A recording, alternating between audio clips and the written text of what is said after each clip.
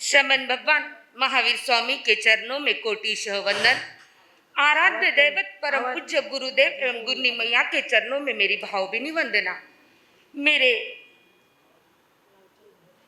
जीवन को जिस दिन यह दिशा मिली, उस दिन मुझे इस संयम की राह पर बढ़ाने के लिए मुझे याद है, जैसे आज बेन महाराजा ब्राह्मी सुंदरी की जोड़ी कहकर परम पूज्य महाराजा को शुभकामनाएं दे रहे हैं। उस समय पर भी जब मेरी दीक्षा बिबेवाड़ी में हुई थी, तब बेन महाराजा वहां विराजित थे और बेन महाराजा मुझे और सुविधि, ये प्रणिधि सुविधि कभी नहीं बोलते थे, ये अर्चना पूनम बोलते थे।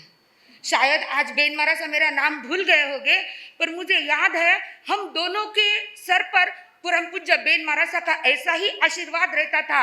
और आज भी उनके पास जब मैं सुबह आई तो बड़ों का बड़प्पन ऐसे होता है। परम पूज्य स्वयं बेन महाराजा आशीर्वाद देने के लिए बाहर आए।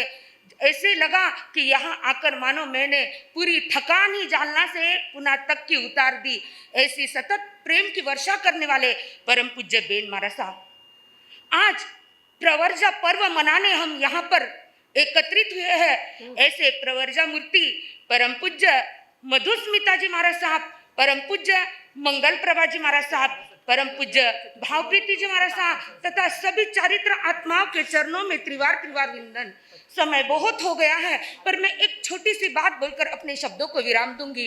एक बार एक व्यक्ति को 20 साल की कैद की सजा हुई, पर वहां सजा होने के बाद वह व्यक्ति उस जेल में रहता था। इतनी सुंदर उसकी दिनचर्या थी। रोज सुबह 4 बजे उठना, प्रभु परमात्मा की भक्ति कराना, आराधना करना, और सभी को स्वयं अकेला नहीं करता था, सभी को साथ में लेकर करता था। उसकी यह दिनचर्या देखकर जेलर उससे बहुत प्रसन्न हुआ और जेलर ने उसे जाकर कह दिया, तेरी 20 साल की सजा मैंने 10 साल की कर दी। क्या कहा? तेरी 20 साल की सजा मैंने 10 साल की कर दी है और कल तुझे छुट्टी होने वाली है। कल सुबह जेलर वहां जेल में बैठा हुआ था। सुबह के 4 बज गए, सन्नाटा छाया हुआ है, कोई भी उठा नहीं है। 5 बज गई, 6 बज गई। जिस व्यक्ति का 4 बजे का नियम था, आज 6 भी बज गई, वो उठा नहीं। व्यक्ति के मन में पहले निगेटिविटी आती है। उसने सोचा कहीं इसे हर्ष वायु तो नहीं हो गया। पहले जाकर देखता है। पहले ही जाते उस जेलर ने उस कैदी के नाक के पास में हाथ ले गए। क्यों ले गया पता? आप भी ऐसे ही चेक करते हो ना? हाँ, उसने नाक के पास में हाथ ले जाकर देखा तो श्वास चल रही थी। सोचा गया नहीं, अभी तक है। अब उसे हिलाकर उठाया। अरे भैया, तू तो 10 साल से रोज यह करता है कि रोज सुबह 4 बजे तू सबको लेकर प्रभु भगवान की प्रार्थना, यहाँ साधना आराधना करता है, और आज तू 6 बज गई तो भी उठा नहीं। तब उस कैदी ने क्या जवाब दिया जेलर को? जिस काम के लिए मैं रोज प्रार्थना करता था वो काम पूर्ण हो गया, फिर आज काय के लिए उठूं? क्या कहा? जिस काम के लिए मैं रोज प्रार्थना करता था वह काम पूर्ण हो गया, फिर मैं क्यों उठूं?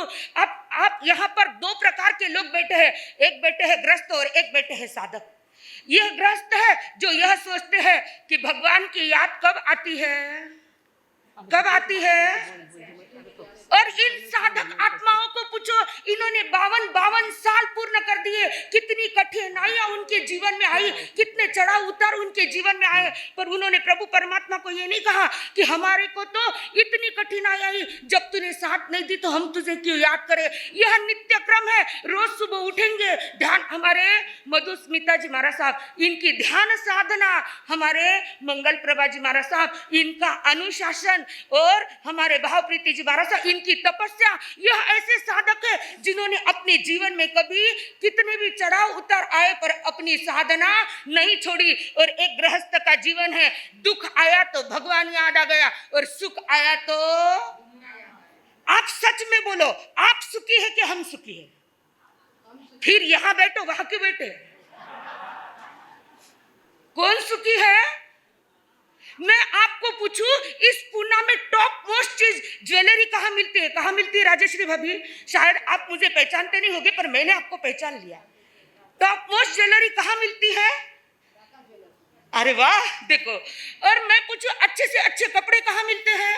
मिठाई कहाँ मिलती है, वॉच कहाँ मिलती है, मोबाइल कहाँ मिलती है, सबको एड्रेस पता है, पर हमारे सामने शर्म आ रही है तो बस बोलने के लिए। सबको सब पता है कि टॉप अच्छे से अच्छी चीज कहाँ मिलती है। मैं आपको पूछूं कि इस पुणे में सुख कहाँ मिलता है?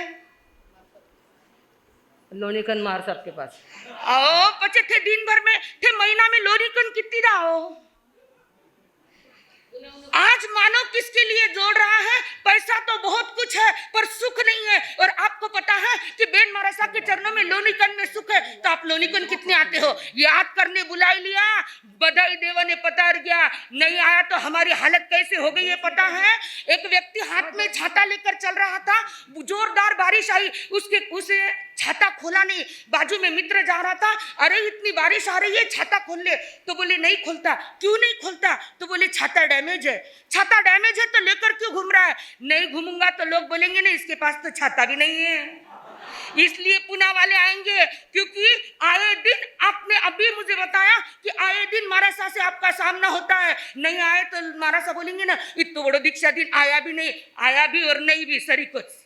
बस मुझे यही कहना है, सच्चा सुख आत्मा में है, भीतर में है, साधु संतों के चरणों में है। जितना हो सके आज इन संयमित साधक का दीक्षा दिन, प्रवर्जा पर्व मनाने के लिए आए हो, तो सचमुच में आज यही सीख लेकर जाना कि जब भी संत मिले उनके दर्शन करेंगे, उनकी आशीर्वाद, उनकी ऊर्जा ग्रहण करेंगे। अरे 52 साल नॉट अ जोक, घर से 8 दिन बाहर रहते हो तो 90 दिन याद आते हैं, करा घरे जावन करा नहीं। और इन संयमी आत्मा को 52 साल हो गए हैं, संयम की राहों पर चल रहे हैं। कितनी ऊर्जा इन महान पुरुषों के पास में है। अरे एक सेकंड के लिए भी उनकी ऊर्जा यदि तुम प्राप्त कर लोगे, तुम्हारा जीवन धन्य हो जाएगा। ऐसे महान, मेरा तो लोनिकन आना सार्थक हो गया। सार्थक हो गया ना, बहुत अच्छा हो गया। आपका हुआ नहीं हुआ मुझे नहीं पता, पर इन 3 संयमी आत्माओं के संयम दीक्षा की अनुमोदना करने का हम दोनों को यह बहुत बड़ा मौका मिला है। मैं स्वयं को बहुत पुण्यवान और भाग्यशाली समझती हूँ कि इतना दीर्घ संयम मुझे भी आ जाए तो मेरा जीवन भी धन्य होगा। इन्हीं शुभकामनाओं के साथ में बोलिए भगवान महावीर स्वामी हर शर